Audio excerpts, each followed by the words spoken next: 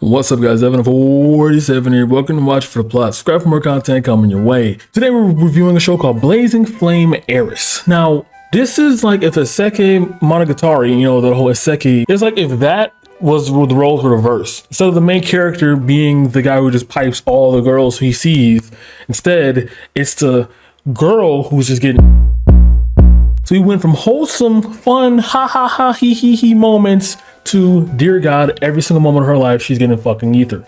Now, I started off as like a legit action adventure show, you know? She's there saving villagers. She's basically doing a claymore where she was called and sent on an assignment to save people who were getting captured by goblins and demons. She kills them, goes back to Kiryu, who is her advisor, and basically the person who gives her the assignments. She's like, hey bro, listen, my name's Eris.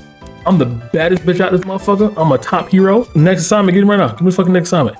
Takes next assignment. It's in this goblin cave. What happened in the goblin cave, right, basically spells the entire story. After this scene I'm about to explain to you, the entire story is just written off as no longer action adventure and just pure, just her getting it out. So when she was there, she was fighting and then she got captured and blindfolded. Now, apparently her powers are only activated if she can see the target, then she can immediately like just auto attack and destroy them and melt them away. But because she was blindfolded, she was unable to render her target, you know, dead. And because she was blindfolded and trapped, the goblin who blindfolded and trapped her after, of course, she killed a couple of his own crewmates there, he used either his own dead buddy semen or his own semen and just put it all over her, basically laced her up with that semen.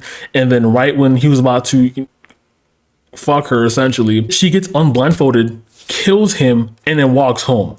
She goes home, tells Kiryu basically everything that happened, and then walks away. And Kiryu's like, I'd like to talk to you again tomorrow. And so he does that. Lo and behold, he realizes that she is now completely under her trance due to the aphrodisiac, which was the goblin semen. Now, they don't explain why goblin semen is such an aphrodisiac at all to humans, but it just is.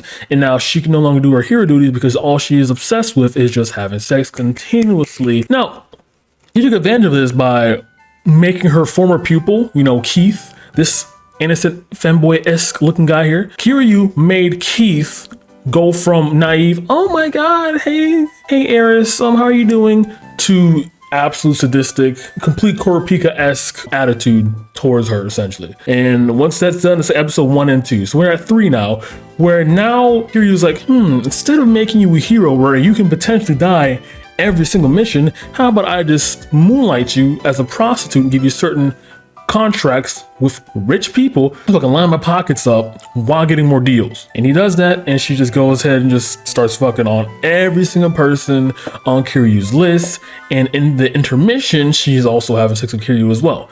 And Keith, basically, she's just going at it nonstop and under a trance of an aphrodisiac, which is again goblin semen. Now, the 4th episode is where the action comes back. However, not in the way you'd think like in episode 1, like you're just fighting villagers, you know, this, that, and third. No, it's Kiryu brings her to her hometown, has her uncles ether her, and then after that, has more people do that to her.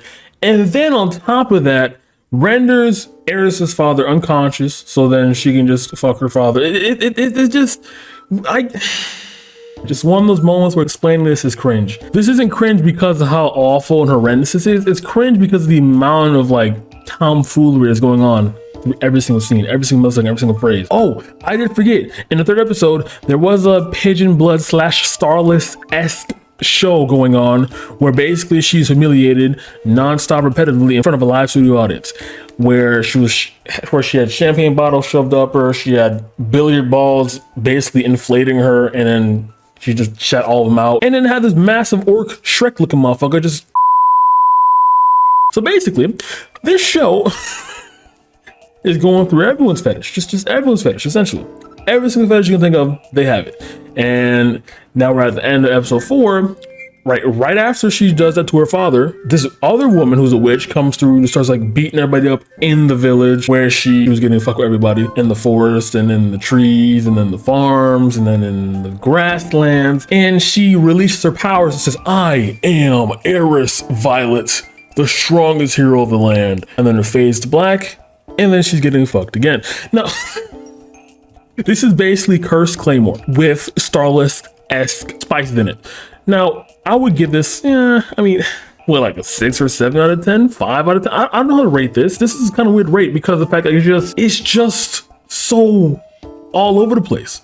Like if it was just an anime with the first episode aesthetics, where it's basically her just saving people from the village, saving people from being tormented by goblins, getting eaten themselves, and getting contracts back and forth, basically like a Tagami Bachi type situation, where it turns out like her getting contracts are like corrupt in the long run because she's basically profiting from helping people who are in dire situations, dire stress, and if they are no longer in dire situations, dire stress, then her employers cannot get paid, therefore she won't get paid. So therefore they only help out people who truly need help, and therefore the perpetuating system of getting fucked over consistently. That would be a good plot, you know what I mean? That would be pretty cool. Just rebelling against the system. She fights all these fucking witches, and the end, she wins. Very similar to Claymore, I know, but yeah, that's what I was expecting it to be, but it's a hentai. Where was I going on that? I don't know. I really don't know. All right, guys, I'll have an outro, but if I did, wouldn't matter because it makes fun of the video. Good night. Whew. Also, yeah. Oh.